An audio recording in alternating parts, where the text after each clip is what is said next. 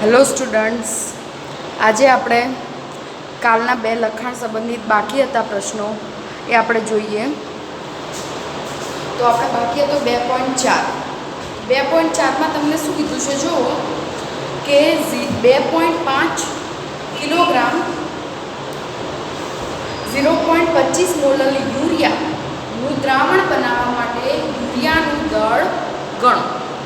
શું કીધું છે તમને કે 2.5 કિલોગ્રામ અને 0.25 મોલ યુરિયાનું દ્રાવણ બનાવવા માટે યુરિયાનું દળ ગણો. આપણે 2.5 કિલોગ્રામ દ્રાવણ બનાવવાનું છે અને કેટલા મોલ છે એની અંદર? તો કે 0.25.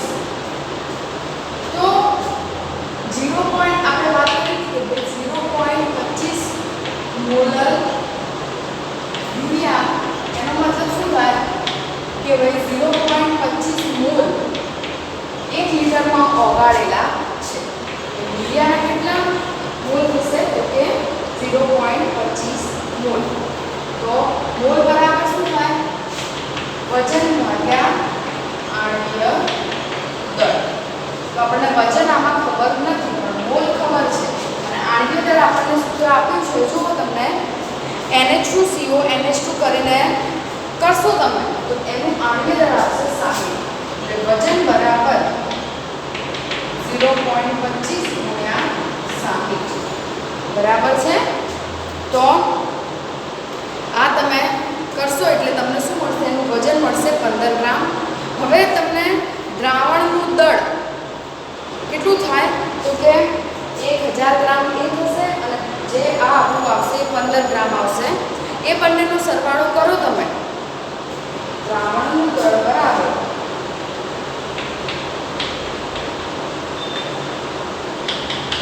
1000 જે કિલોગ્રામ લઈએ છીએ એ આપણે અને 15 ગ્રામ ટોટલ કેટલું થશે? આટલું થશે ગ્રામ. પણ આને કિલોગ્રામમાં ફેરવીએ તો 1000 વડે શું કરવા પડે? ભાગવા પડે. તો અહીંયા આપણે જોઈએ છીએ કે ભાઈ 0.25 મોલ પર લિટર હોય અથવા તો પર કિલોગ્રામમાં. તો આપણે એનો મતલબ અહીંયા શું થયો કે 0.25 મોલ હતા એ વખતે એનું વજન મળે છે આપણને 15 ગ્રામ. બરાબર. હવે 15 ગ્રામ કેટલામાં ઓગાળેલું હશે? તો કે 1 કિલોગ્રામની અંદર ઓગાળેલું હશે. તો આપણે એ બંનેનો શું કર્યું? સરવાળો. એટલે કુલ દ્રાવણ મળ્યું આપણને. તો આપણે હવે એવું લખી શકીએ કે ભાઈ 1 કિલોગ્રામની અંદર કેટલું વજન છે? આટલું. તો આપણને આપ્યું છે એટલામાં કેટલું? તો 1.015 કિલોગ્રામ બરાબર કેટલું વજન મળ્યું હતું મને? 15 ગ્રામ યુરિયા. આપણને પૂછ્યું છે 2.5 કિલોગ્રામ બરાબર કેટલું? તો 2.5 ગુણ્યા 15 ભાગ્યા 1.015. તમે આનું જે સ્વરૂપ આપશો એટલે તમને મળશે કે ભાઈ 2.5 કિલોગ્રામમાં કેટલા ગ્રામ યુરિયા જોઈએ. બરાબર. તો આપણને પહેલા ખાલી મોલ આપેલા હતા એના ઉપરથી આખો દાખલો ગણ્યો આપણે કે ભાઈ 0.25 મોલ યુરિયા તમને આપેલો છે. તો એનો મતલબ થાય એટલા મોલ એટલે કે 0.25 મોલ 1 કિલોગ્રામમાં ઓગાળે છે. બરાબર. હવે એ 25 મોલને આપણે અહીંયા સરવાળામાં એડ તો કરી શકીએ નહીં 1 કિલોગ્રામ જોડે. એ મોલ પરથી આપણે શું શોધવું પડે? એનું વજન. એ વજન મળ્યું એટલે એને આપણે શેમાં એડ કરીશું? તો કે આની અંદર એની અંદર એડ કરીએ તો ટોટલ વજન મળ્યું. તો એ જે વજન મળ્યું એનો મતલબ શું થયો કે ભાઈ આટલા ગ્રામ યુરિયા છે, સોરી આટલા ગ્રામ જે છે, આટલા કિલોગ્રામ જે આપણને મળ્યા બરાબર એ મને શેના માટે મળે છે આટલું ટોટલ વજન? તો કે 15 ગ્રામ યુરિયા મેં ઓગાળ્યો ત્યારે દ્રાવણનું કદ કેટલું થયું? આટલું. તો હું જ્યારે 2.5 કિલોગ્રામ લઉં ત્યારે યુરિયાનું દળ કેટલું હશે એની અંદર? આ કુલ દ્રાવણ મળ્યું આપણને. આટલા એની અંદર કેટલા ગ્રામ યુરિયા હતો? 15. તો આપણને આપેલું છે કેટલા ગ્રામ યુરિયા હશે એ આપણે શોધીશું. બરાબર. તો આ આપણો 2.4 લખાણ સંબંધિત.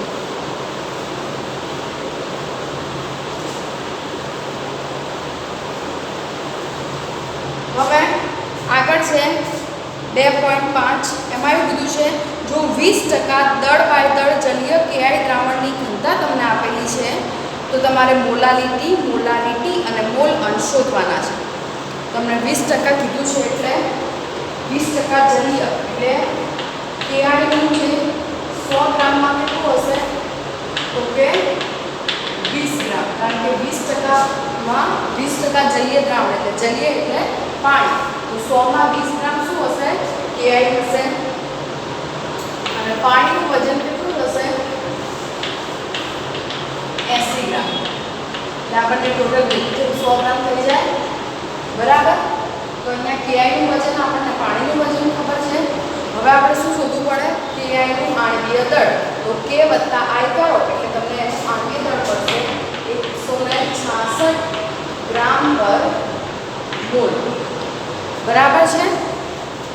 હવે અહીંયા તમે જુઓ પાણીનું વજન તમારે ગ્રામમાંથી કિલોગ્રામમાં ફેરવવું પડે, શેના માટે તો કે મોલાલિટી માટે, કારણ કે મોલાલિટીની અંદર આપણે કોઈ વજન ગ્રામમાં ચાલતું નથી, એમાં શેમાં લેવું પડે કિલોગ્રામમાં, એટલે આ જે છે 80 ગ્રામ એનું શેમાં ફેરવીશું 0.08 કિલોગ્રામમાં ફેરવીશ બરાબર છે। અહીંયા 1 2 અને 3 એટલે 0.80 થાય, પાછળનું શૂન્ય આપણે લખતા નથી, આપણે અર્ધસૂચકાંક ને બધું અધ્યાપકમાં જોયું એમાં આવતું હતું કે ભાઈ પાછળના શૂન્ય જે છે એનો આપણે ગણતરીમાં લેતા નથી। હવે જુઓ તમે અહીંયા મોલાલિટી માટે વાત કરીએ તો મોલાલિટી બરાબર શું થશે દ્રાવ્યના મોલ ભાગ્યા દ્રાવકનું દળ કિલોગ્રામ,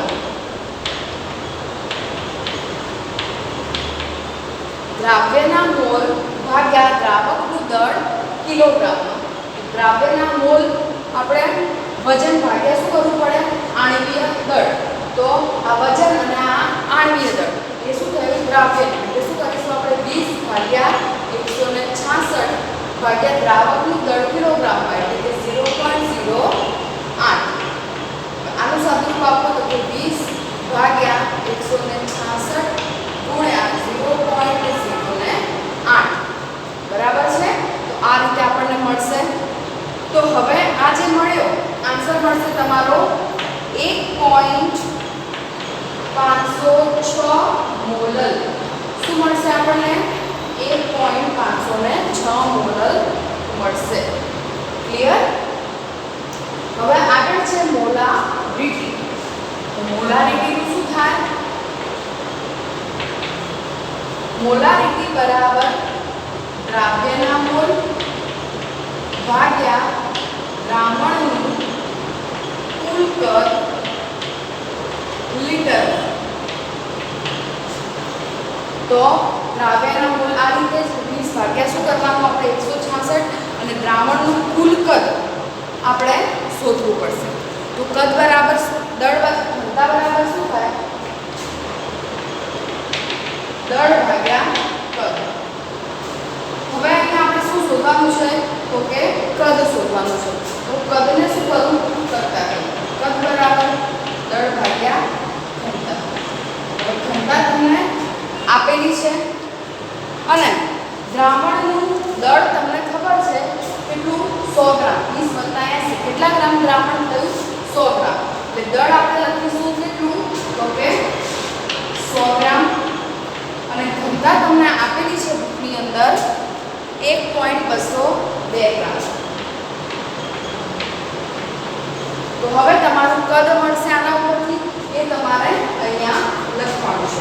દ્રાવ્યના મોલ તમારા કેટલા થશે તો કે વજન ભાગ્યા આણ્વીય દળ એટલે 20 ભાગ્યા 166, દ્રાવણનું કુલ કદ જે આપણને મળ્યું એ કેટલું 0.083, આ આપણે સાદું આપ્યું તો મને શું મળ્યું 0.083, અને કેટલા મોલ મળશે એ 1.45 મોલ મળશે।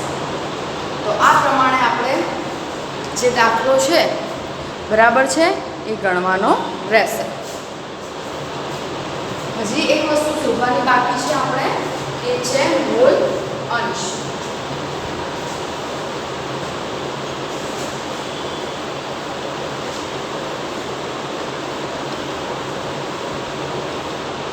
તો મોલ અંશ આપણે ગણવાના હોય KI ના, તો KI ના મોલ શોધવા માટે પહેલા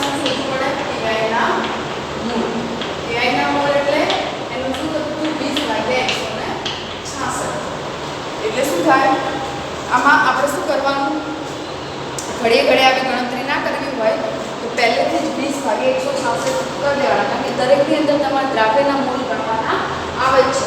તો શું આવશે 0.12. હવે તમારે ki ના મોલન્સ ગણવા હોય તો એનું સૂત્ર શું થાય કે ki ના મોલ ભાગ્યા ki ના મોલ વત્તા પાણીના મોલ, એટલે કે મોલ ભાગ્યા કુલ મોલ. એટલે આપણે અહીંયા પાણીના મોલ પણ શોધવા પડશે. H2 ના મોલ બરાબર કેટલું વજન હતું, એનું 80 ગ્રામ વજન હતું અને એનું આણ્વીય દળ કેટલું થાય તો કે 18. એટલે જવાબ આવશે 4.44. હવે ki ના મોલન્સ બરાબર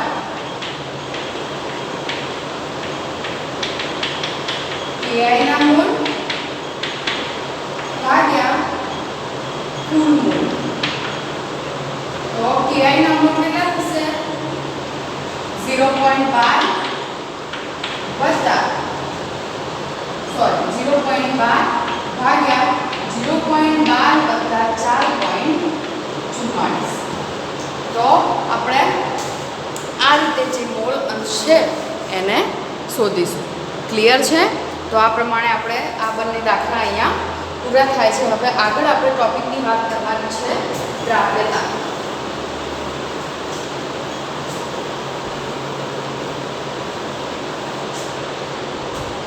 તો નિર્દિષ્ટ તાપમાને દ્રાવકના નિર્દિષ્ટ જથ્થામાં પદાર્થનો મહત્તમ જથ્થો ઓગળી શકે તેને તેની દ્રાવ્યતા કહે છે. એટલે કે ચોક્કસ તાપમાને ચોક્કસ જથ્થો, દ્રાવ્યનો ચોક્કસ જથ્થો એ દ્રાવણમાં ઓગળી શકે, મહત્તમ જથ્થો ઓગળી શકે, એને એની શું કહેવામાં આવે છે? દ્રાવ્યતા. બરાબર છે? દ્રાવ્ય અને દ્રાવકના સ્વભાવ પર તથા તાપમાન અને દબાણ ઉપર આધાર રાખે છે. તો આપણે જે દ્રાવ્યતા છે એ કઈ કઈ વસ્તુ પર આધાર રાખે છે તો કે તાપમાન, દબાણ, દ્રાવ્ય કેવું છે, દ્રાવક કેવું છે, આ બધી વસ્તુ ઉપર દ્રાવ્યતા આધાર રાખે છે. જેમ આપણે વાત કરીએ કે પાણીની અંદર મીઠું ઓગળે છે. શું ઓગળે છે? સોડિયમ ક્લોરાઇડ અને ખાંડ પાણીની અંદર ઝડપથી ઓગળે છે, પરંતુ નેપ્થેલિન અને એન્થ્રેસીન એ પાણીની અંદર ઓગળતા નથી.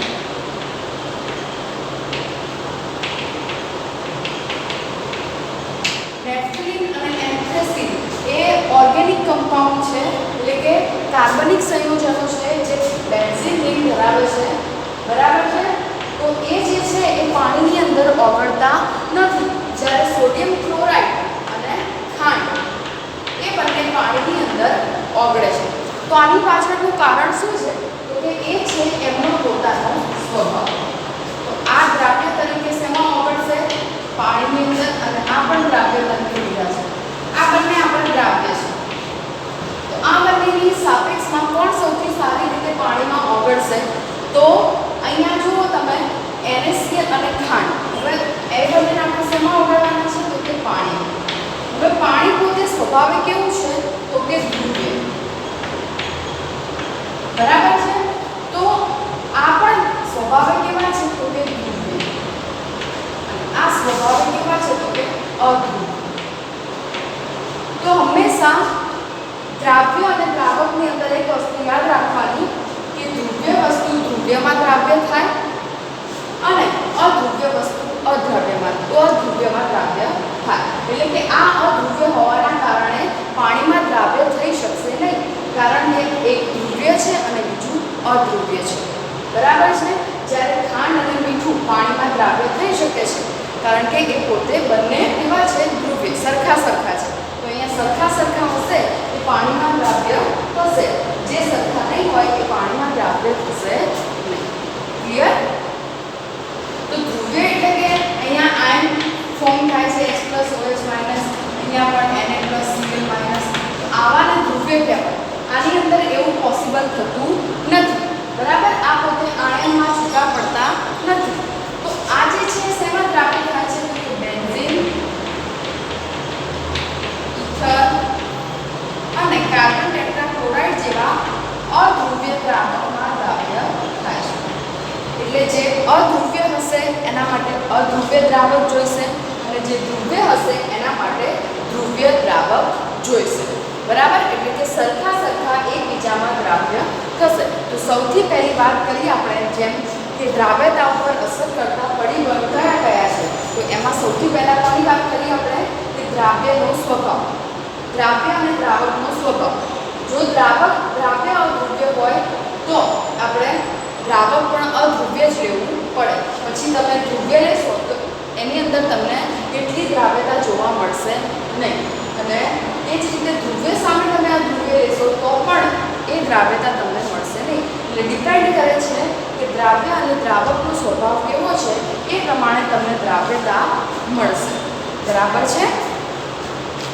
હવે અહીંયા જુઓ કે જ્યારે આપણે ઘન દ્રાવ્યને દ્રાવકમાં ઉમેરીએ છીએ, જ્યારે ઘન દ્રાવકને દ્રાવ્યમાં ઉમેરીએ છીએ ત્યારે અમુક દ્રાવ્ય છે, જેમ કે મીઠું એ ઘન છે એટલે આપણે એને ઘન દ્રાવ્ય કહીએ.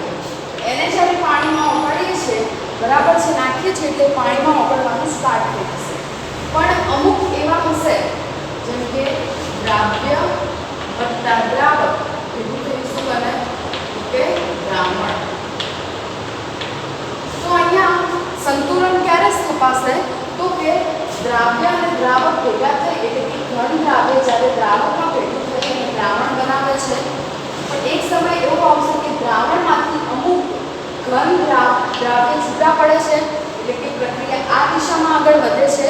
તો એવા સમય સંતુલન સ્થપાશે કે ભાઈ આની અંદરથી જે દ્રાવ્ય છે એ છૂટા પડવાનું બંધ થઈ જાય અને દ્રાવ્ય ઓગળવાનું બંધ થઈ જાય. ત્યારે આ બંને વચ્ચે શું સ્થપાઈ જશે? સંતુલન સ્થપાશે. બરાબર છે. અહીંયા આપણે જોઈએ તો તાપમાનની વાત કરીએ આપણે, તાપમાન અને દબાણની. તો સૌથી પહેલાં એક વસ્તુ સમજો કે સંતૃપ્ત દ્રાવણ અને અસંતૃપ્ત દ્રાવણ. તો સંતૃપ્ત દ્રાવણ કોને કહેવાય કે એક સમય પછી તમે એની અંદર મીઠું નાખી જ જશો પણ એક સમય એવું આવશે કે મીઠું એની અંદર ઓગળવાનું બંધ થઈ જશે. એટલે કે એની જેટલી કેપેસિટી હતી દ્રાવણની એટલું એને ઓગાળી લીધું દ્રાવ્ય.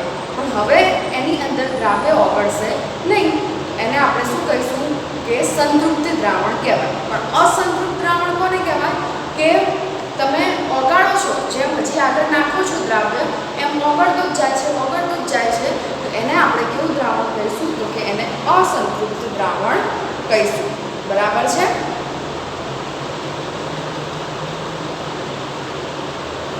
તો આપણે સમજ્યા કે ભાઈ એક પદાર્થની દ્રાવ્યતા એ બીજા પદાર્થના શું કરે છે? સ્વભાવ ઉપર આધાર રાખે છે. આપણે જેમ જોયું કે આ ધ્રુવ્ય છે તો બીજું પણ ધ્રુવ્ય જોઈશે અને આ અધ્રુવ્ય છે તો સામે બીજું પણ અધ્રુવ્ય જોઈશે. મતલબ કે દ્રાવ્યતા તમારે સારી જોઈતી હોય તો એ એકબીજાના સ્વભાવ ઉપર શું કરે છે? આધાર રાખે છે. હવે આપણે તાપમાનની વાત કરીએ કે ઘન, આપણે આ જોઈ રહ્યા છીએ ઘન પદાર્થ પ્રવાહીમાં કઈ રીતે દ્રાવ્ય થાય છે એની વાત કરીએ છીએ. તો ઘન પદાર્થની પ્રવાહી ઉપર શું અસર જોવા મળે છે એ સમજીએ આપણે. શું સમજવાનું છે કે ઘન વસ્તુની, જે ઘન પદાર્થને તમે પાણીમાં દ્રાવ્ય કરો છો તો એની તાપમાન ઉપર શું અસર થાય છે. તો એ જે છે એ ગતિશીલ સંતુલન સ્થપાય છે અને એ લ સેટરેલના સિદ્ધાંત ઉપર આધાર રાખે છે. અને અહીંયા બે પોસિબિલિટી આપી છે, યા તો પ્રક્રિયા ઉષ્માક્ષેપક યા તો પ્રક્રિયા ઉષ્મા શોષક. તો ઉષ્મા શોષક પ્રક્રિયા હશે એટલે કે પ્રક્રિયા દરમિયાન જો એને ઉષ્માની જરૂર પડતી હોય એવા ટાઈમમાં તમે તાપમાન આપો છો તો પ્રક્રિયાની જે દ્રાવ્યતા છે એમાં વધારો થશે. પરંતુ જો ઉષ્માક્ષેપક પ્રક્રિયા હોય એટલે કે પ્રક્રિયા દરમિયાન જ્યારે કોઈ પણ રિએક્શન દરમિયાન એની અંદરથી ઉષ્મા મુક્ત થતી હોય તો એને ઉષ્માની જરૂર છે નહીં. પણ એમ છતાંય તમે એને ગરમી આપો છો, એક તો એની અંદરથી ગરમી ઉત્પન્ન થાય છે, ઉપરથી તમે ઉપર તાપમાન વધારો છો તો એનો મતલબ છે કે ત્યાં એટલી સારી દ્રાવ્યતા જોવા મળશે નહીં. એટલે ડિપેન્ડ છે કે કેવી પ્રક્રિયા છે અને કોને તાપમાન આપવું અને ના આપવું. તો જેવી પ્રક્રિયા એ પ્રમાણે એની અંદર તાપમાન તમારે આપવાનું રહેશે. બરાબર છે. જો પ્રક્રિયા ઉષ્મા શોષક હોય તો એને તાપમાનની જરૂર પડે તો દ્રાવ્યતા સારી થાય. તમે એને તાપમાન આપો તો દ્રાવ્ય સારું ઓગળશે એની અંદર. અને બીજું કે ઉષ્માક્ષેપક પ્રક્રિયા હોય તો એને તાપમાનની જરૂર નથી અને તેમ છતાં તમે એને તાપમાન આપો છો તો પ્રક્રિયા શું થશે? મતલબ કે સારી એવી દ્રાવ્યતા તમને મળશે નહીં. એટલે આ રીતે તાપમાનની દ્રાવ્યતા ઉપર અસર આપણે જોઈ. દબાણની વાત કરીએ તો દબાણમાં આપણે અહીંયા જોવાનું છે કે ઘન દ્રાવ્ય છે તો આપણને ખબર છે કે ઘન વસ્તુ જે છે એ એટલી સંકોચનીય છે નહીં. એ એકદમ નહિવત પ્રમાણમાં સંકોચન ધરાવે છે. એ સંકોચનીય ના હોવાના કારણે એના ઉપર દબાણનો કોઈ પણ જાતનો અસર પડતો નથી. એટલે દબાણથી દ્રાવ્યતામાં કોઈ ખાસ ફેર પડતો નથી. તાપમાન અસર કરે છે પરંતુ ઘન દ્રાવ્ય ઉપર દબાણની કોઈ જાતની અસર થતી નથી. બરાબર છે. હવે આગળ છે વાયુની પ્રવાહીમાં દ્રાવ્યતા. બરાબર છે. તો વાયુ એ કઈ રીતે દ્રાવ્ય થશે પ્રવાહીમાં? તો અહીંયા તમે જુઓ કે ઘણા વાયુઓ પાણીમાં ઓગળે છે, જેમ કે ઓક્સિજન. ઓક્સિજન પાણીમાં ઓગળે છે એટલા માટે એ જળચર માટે જીવવાનું એક વિકલ્પ બને છે કે પાણીમાં ઓક્સિજન ઓગળવાના કારણે જે પાણીમાં રહેતા પ્રાણીઓ છે અથવા તો જળચર છે એ જીવન ટકાવી રાખે છે. એ જ રીતે હાઇડ્રોજન ક્લોરાઇડ પણ પાણીમાં ખૂબ જ સારી રીતે દ્રાવ્ય થાય છે. અને અહીંયા આના ઉપર પણ દબાણ અને તાપમાન એ અસર ઊભી કરે છે. તો આપણે જોઈએ તો જે આપણા વાયુમય દ્રાવ્ય છે એમાં તમને અહીંયા બે આકૃતિ આપેલી છે.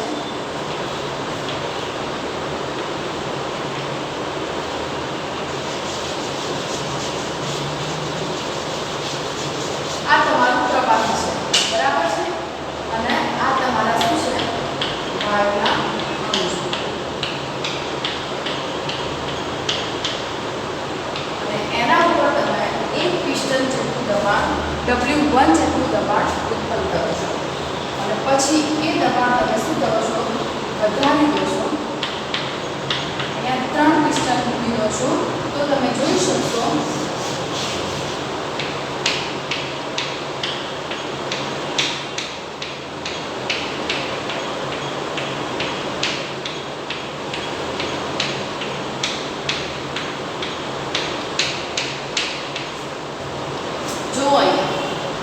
ફેરફાર તમે જોઈ શકો છો કે ભાઈ આપણે જે પહેલી આકૃતિ છે એમાં એટલું બધું દબાણ આપ્યું નથી.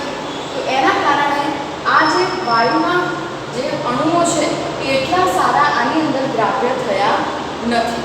જેટલું વધારે દબાણ એટલું જ વાયુ પ્રવાહીમાં રૂપાંતર થશે અને એટલો જ સારો એ પ્રવાહીમાં ઓગળશે. તો અહીંયા એટલું સારું આપણે દબાણ આપ્યું નથી. આની અંદર એટલા જે અણુઓ છે એ ઓગળ્યા નથી અને અણુઓ વચ્ચેનો અહીંયા જે તફાવત છે, જગ્યા છે એ પણ વધારે છે. હવે તમે એ દબાણ વધારી દો છો તો તમે અહીંયા જોઈ શકો છો કે અણુઓ પણ એકબીજાની નજીક આવી ગયા છે અને બીજું કે એનું જે દ્રાવ્યતા છે પ્રવાહીમાં દ્રાવ્યતા હતી એ પણ શું થઈ ગઈ છે? વધી ગઈ છે. તો આ રીતે તમે અહીંયા જોઈ શકો છો કે ભાઈ દબાણ વધારવાથી દ્રાવ્યતામાં શું થશે? વધારો થાય છે. બરાબર છે. તો અહીંયા તમને હેનરીનો નિયમ આપ્યો છે. હેનરી એવો સૌપ્રથમ વૈજ્ઞાનિક હતો કે જેને શું કર્યું હતું? વાયુની દ્રાવ્યતા વિશે વાત કરી હતી કે વાયુની દ્રાવકમાં દ્રાવ્યતા વચ્ચે જથ્થાત્મક સંબંધ રહેલો છે. એવું કહે છે કે અચળ તાપમાને પ્રવાહીમાં વાયુની દ્રાવ્યતા એ દ્રાવણની સપાટી પર રહેલા વાયુના આંશિક દબાણના સમપ્રમાણમાં હોય છે. એટલે કે જેટલું વધારે દબાણ એટલી જ સારી દ્રાવ્યતા. એટલે કે વાયુની દ્રાવ્યતા એ શેના ઉપર આધાર રાખેલા છે? તો દ્રાવકની સપાટી પર રહેલા વાયુના આંશિક દબાણના સમપ્રમાણમાં હોય છે. અને ડાલ્ટને પણ એ વસ્તુની વાત કરી હતી કે વાયુની દ્રાવ્યતા એ વાયુના આંશિક દબાણનો અવયવ છે. એટલે વાયુનું જે દબાણ એને સપાટી પર ઊભું થશે એટલી જ સારી એની દ્રાવ્યતા હશે. એટલે દ્રાવ્યતા અને દબાણ વચ્ચે સંબંધ રહેલો છે. જો આપણે એને મૂળ અંશને આધારે વ્યાખ્યાયિત કરીએ, જેમ આપણે કહીએ છીએ કે ભાઈ દ્રાવ્યની દ્રાવ્યતા એ આંશિક દબાણના સમપ્રમાણમાં છે, તો આપણે એને મૂળ અંશ સાથે વ્યાખ્યાયિત કરવી હોય તો કઈ રીતે કહી શકીએ કે દ્રાવણમાંના વાયુના મૂળ અંશ એ દ્રાવણ ઉપરના વાયુના આંશિક દબાણના સમપ્રમાણમાં હોય છે. એટલે આ દ્રાવણની અંદર કેટલા મોલ વાયુ રહેલા છે એ શેના ઉપર આધાર રાખશે? તો કે એના ઉપર કેટલું દબાણ રહેલું છે એના ઉપર આધાર રાખશે. અહીંયા વાયુના મોલ ઓછા છે કારણ કે દબાણ ઓછું છે. અહીંયા વાયુના મોલ વધારે છે કારણ કે દબાણ કેવું છે? વધારે છે. એટલે કે દ્રાવણમાં કેટલા મોલ અંશ વાયુ રહેલા છે એ શેના ઉપર આધાર રાખશે? કે એની ઉપર કેટલું દબાણ ઊભું કરવામાં આવ્યું છે. એટલે કે દ્રાવણમાં રહેલા વાયુના મોલ અંશ એ આંશિક દબાણના સમપ્રમાણમાં હશે. બરાબર છે. તો આ વસ્તુ જે છે એ તમારું શું છે, હેનરીના નિયમનું વિધાન છે. બરાબર છે. તો હેનરીનો નિયમ એવું કહે છે કે બાષ્પકલામાં વાયુનું આંશિક દબાણ એ દ્રાવણમાંના વાયુના મોલ અંશને સમપ્રમાણમાં હોય છે. બાષ્પકલામાં વાયુનું આંશિક દબાણ એ મોલ અંશના સમપ્રમાણમાં હોય છે. એને ઉલટું કીધું છે. આપણે પહેલાં એ વાત કરી કે દબાણ વાયુ જે મોલ રહેલા હશે એ દબાણના સમપ્રમાણમાં હશે. અને હેનરી એવું કહે છે કે જે મોલ અંશ છે એ દબાણના સમપ્રમાણમાં હશે. બરાબર છે. સોરી, દબાણ એ મોલ અંશના સમપ્રમાણમાં હશે. અહીંયા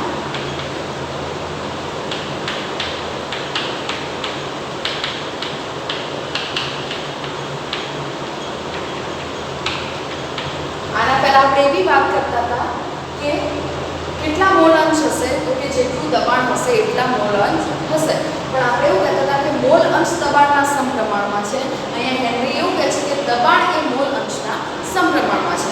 વસ્તુ તો એક જ કહેવા માંગે છે, બસ ખાલી શબ્દો આડા છે. વાત તો મિનિંગ તો બંને એક જ થાય છે કે ભાઈ જેટલું વધારે દબાણ એટલા જ વધારે મોલ એની અંદર દ્રાવ્ય થશે.